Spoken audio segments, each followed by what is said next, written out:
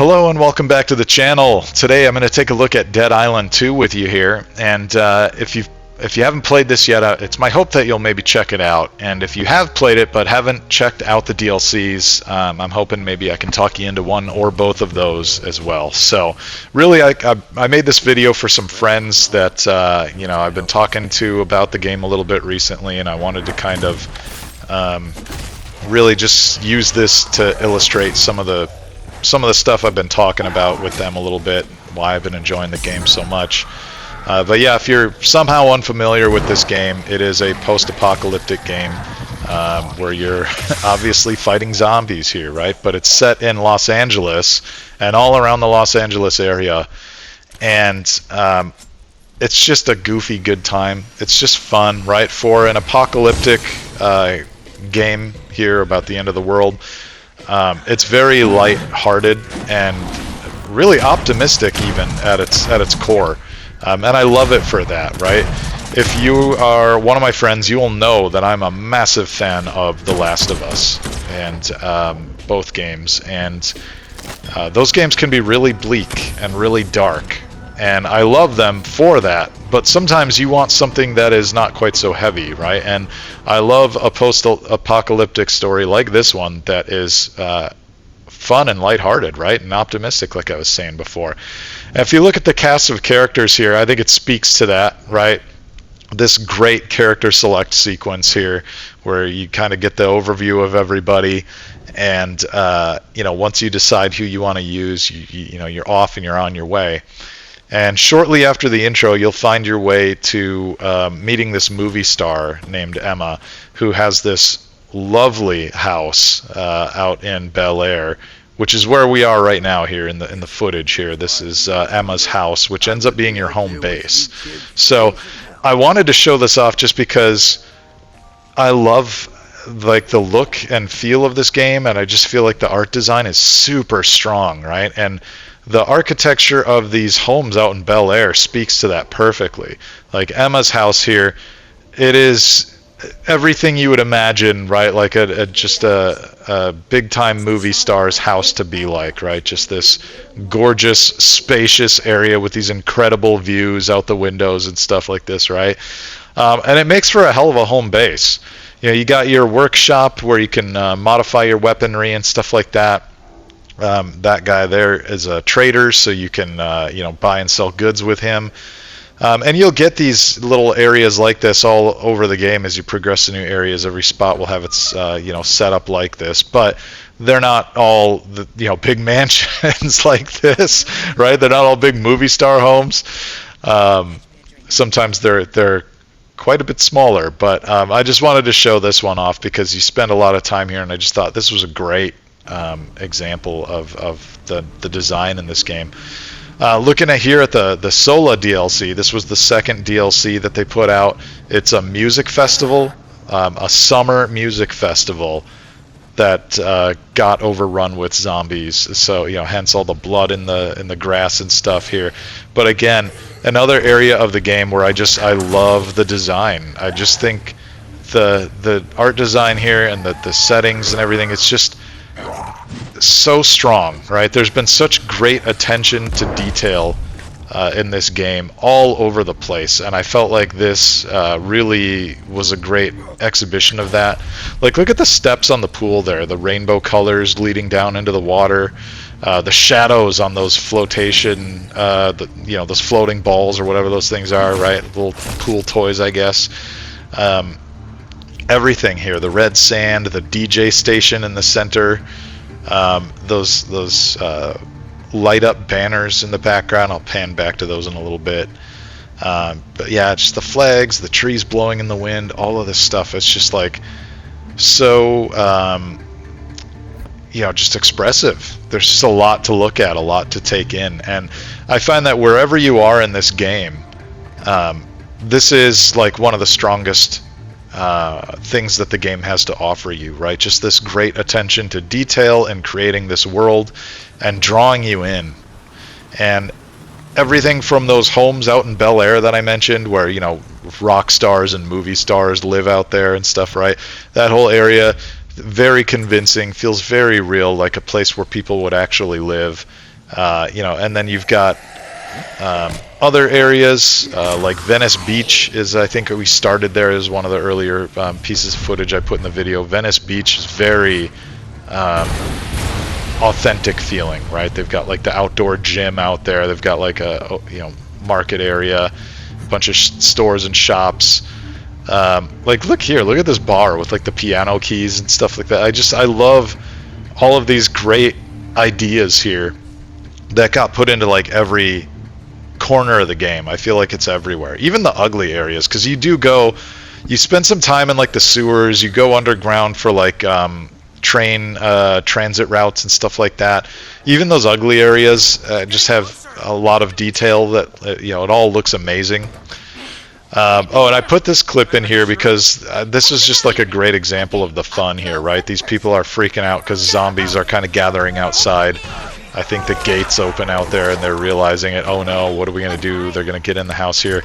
And Carla's just like, give me the key and let me at him, right? I played as Ryan for most of the game, and his attitude about going out here to fight off the zombies was quite different from Carla's. But it's that kind of attitude that I love about this. It's just fun. Carla's like, yeah, let me at it. I'm going to go get out there and tear it up, right? And it's very, very YOLO. Everything about Carla is very YOLO.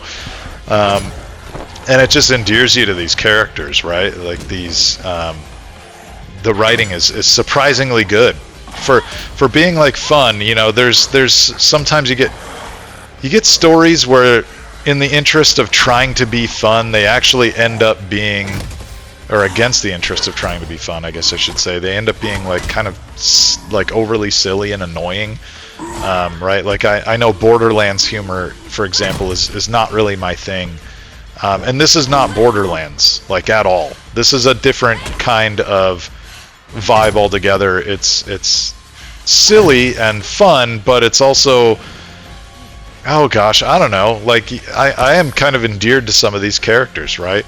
A good example of an NPC that I grew kind of fond of, surprisingly, was this influencer gal who asks you to show up at her big, expensive influencer house with a pool outside and a DJ space and a dance floor and all that, right?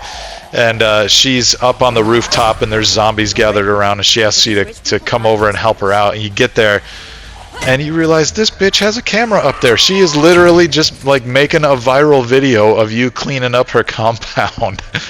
And it's funny, And you can look around in that area and there's all of these great details that they thought to put in there, right? Like you can snoop around afterward and find like the script for her apology video because she did something offensive, and she's got to do one of these, hey guys, got to do one of these apology videos now. It's just, I don't know, it's really funny.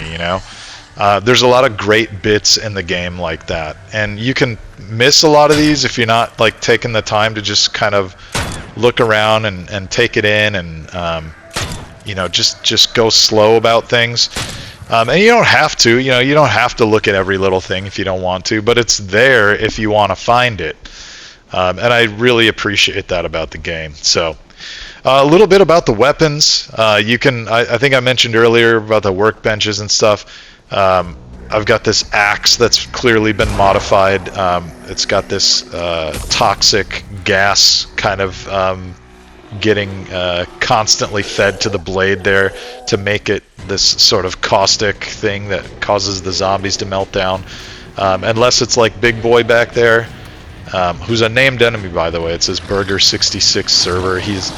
I love when you find guys like this out there, because when he's dead, you're gonna find like the Burger 66, which is like a Burger King or McDonald's or whatever. You're gonna find like the key to that building on his corpse. But he's immune to my silly little like toxic axe thing, clearly, because he's got all this bile and gas stuff about him. So I've decided to just go into rage mode here and chip away at his health, and then you saw that I just did an ineffective hit with that axe, so I'm gonna have to switch weapons, go to my burning axe, and now I can finish him off and do some actual damage.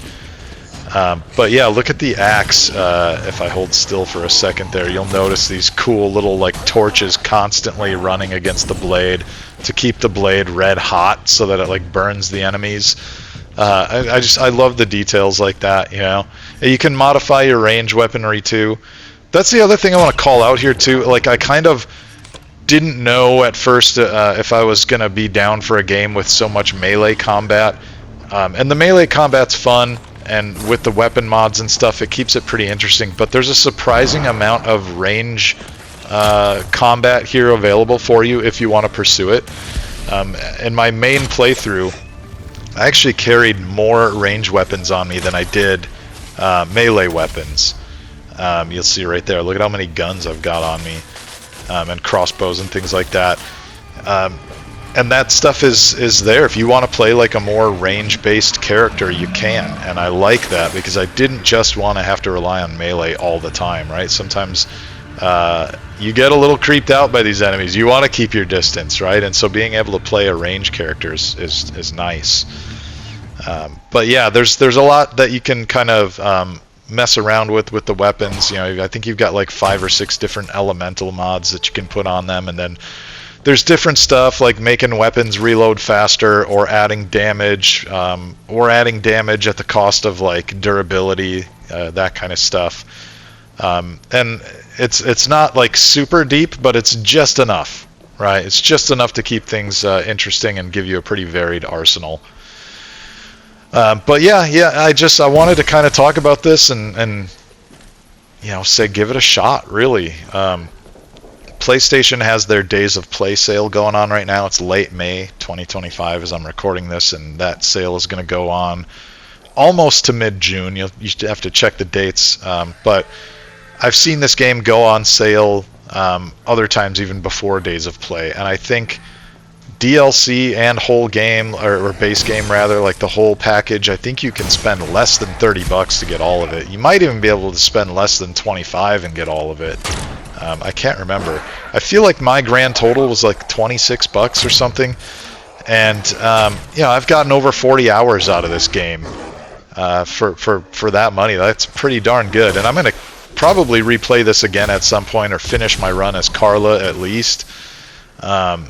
Just because I enjoy being in this environment. I think it's fun.